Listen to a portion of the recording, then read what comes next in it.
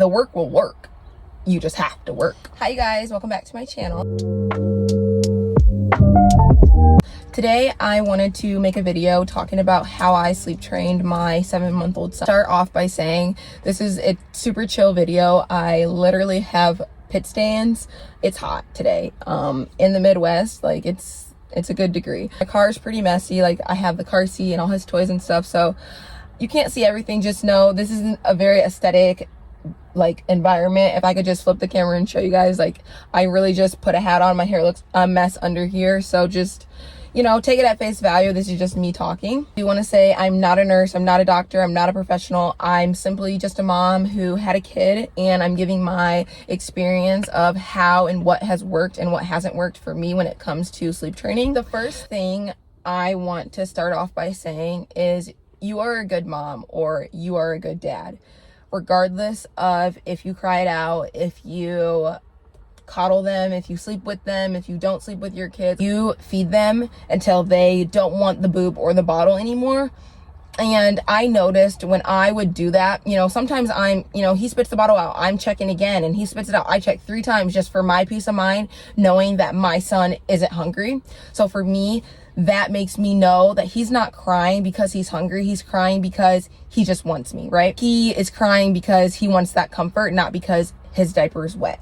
So when you start doing those little things, like making sure they're full, making sure their bottle or their diaper's clean, and, you know, maybe making sure that their shirts aren't wet from spit or anything that would make them comfortable, you do that first. When I would lay my son down, knowing that he's taken care of, and that I'm not a bad mom. He's not hungry. He's not needing a bottle change, you know, or a diaper change. I just know that he wants me, and that gave me so much peace of mind. Consistency is the one thing that changed everything. There were nights where I wanted to give up, and I did give up, and that set us back days. When I mean days and nights. If you stay consistent with it, if you put him down and you tell yourself that you are not going to go in there until he's asleep or until the 7-minute marker, until your timer goes off, you feel so rewarded when they fall asleep because you have trained your mind to know that they're okay. And then you stay consistent with it for a week, you're going to see so much growth, so much change. You know what I mean? Just as in anything in life, you know, if you're training for a marathon, if you're training to do something, regardless, you need to train. Like you need to start somewhere and work at it. And it's the same thing. The consistency is probably the biggest thing that helped us. Every night we did it, and we were both on the same page. It wasn't mom was on the same page and dad was on a different page. It was we were on the same page. We're gonna get it done. We are going to sleep. It took us probably 2 to 3 weeks for him to be able to fall asleep on his own. He's been sleeping on his own for 2 months now. You know, he puts himself to bed. We put him to bed, we read him his books, and we put him to bed and stuff. Like, you should be doing what's best for your family. I'm not gonna sit here and say my son has never slept with us in bed, or I've never held him while I slept, because that's just realistically not true. Like, I have had to do what we had to do if we're both not getting sleep, but now he strictly sleeps in his crib. He's at the point where he doesn't really sleep well if he's not in his crib or pack and play or, you know, at his grandma's house. So he needs to be in his own environment, and that's just worked best for our family personally. But change their diaper and you feed them until they don't want the boob or the bottle anymore. And I noticed when I would do that, you know, sometimes he spits the bottle out, I'm checking again, and he spits it out, I check 3 times just for my peace of mind, knowing that my son isn't hungry. So for me, that makes me know that he's not crying because he's hungry. He's crying because he just wants me, right? He is crying because he wants that comfort, not because his diaper is wet. So when you start doing those little things, like making sure they're full, making sure their bottle or their diaper's clean, and, you know, maybe making sure that their shirts aren't wet from spit or anything that would make them comfortable, you do that first. This advice was crucial to me when I started sleep training, because I feel like I was every night questioning if I'm a good mom, if I'm doing it right, if I should be doing something different. You know that your child is taken care of, you don't really feel as bad, or personally, I didn't feel as bad letting him cry. I'm never letting him cry past 10 minutes. That's even stretching it for me. Personally, I feel like the 6-7 mark for me is where I'm like, okay, I'm gonna go in, but I do let him get there. I'm never just going in when he cries, unless it's, a certain situation where I'm like, noticing his cues. But make smaller goals with it. I can give you a real life example. My sister has a child and she has asked me for advice on sleep training, and little goals with this I think is super important, because for moms or dads, it's super hard to feel like you're doing okay. I think small wins with the sleep training is super important. My sister, I texted her and I was like, I'm proud of you for even letting your son cry for 2 minutes when you would go there and there at the beck and call. I think that you should be proud of yourself for you let them cry for 2 minutes and 3 minutes. Make those small goals so it seems achievable. Don't be like, for 1 week he's gonna sleep through the night after this week. Be realistic with it. Don't be like it. If it's not a perfect night, that's okay. If it's not a perfect day, that's okay. Keep showing up for your son and for yourself in the middle of the night, because this was one of the hardest things that we had to navigate when it came to the whole letting him sleep through the night.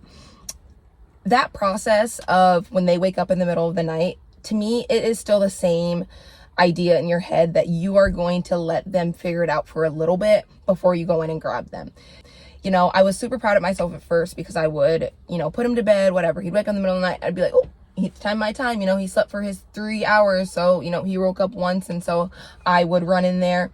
And I feel like to this day, that probably set us back a bit, because I do believe, if they're crying for a couple minutes in the middle of the night, you sometimes have to change their diaper and feed them. They don't always get through the night feeds at first.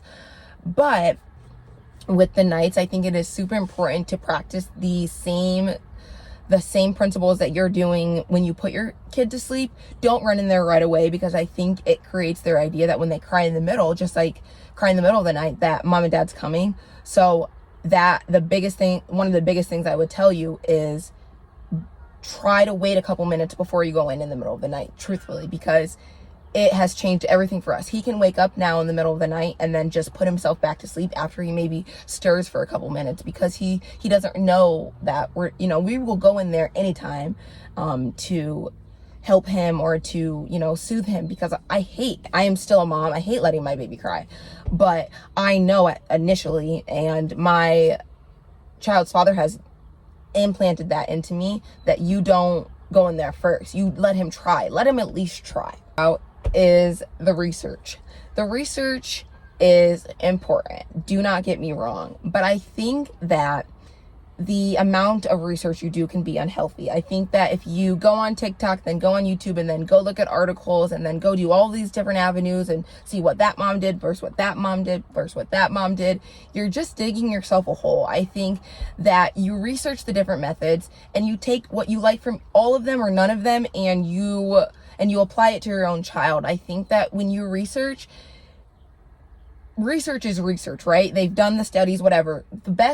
I think the best teacher is experience. And I think that when you just try different things, you'll see what works. I think that researching too much, I think that when you're like, I'm going to go in for 3 minutes and 2 minutes and 5 minutes and 1 minute, and it's so planned out, I think that, I know there's the Ferber method or, different methods that you go in after specific set things. And I think that it probably works. I never followed a set specific thing. I went off his cues. I really just went off of, I took variations from every method, and I incorporated them all into what works for us. Not about being perfect. You need to just do your best, and your best is enough. That's literally it. The last thing I want to bring light to is the patience that comes with it. It's nothing that's going to happen overnight. It's nothing that, you're like, I'm not seeing results today, so I'm going to stop. Like, you just have to be patient with it. The work will work. You just have to do the work. You have to be patient with it.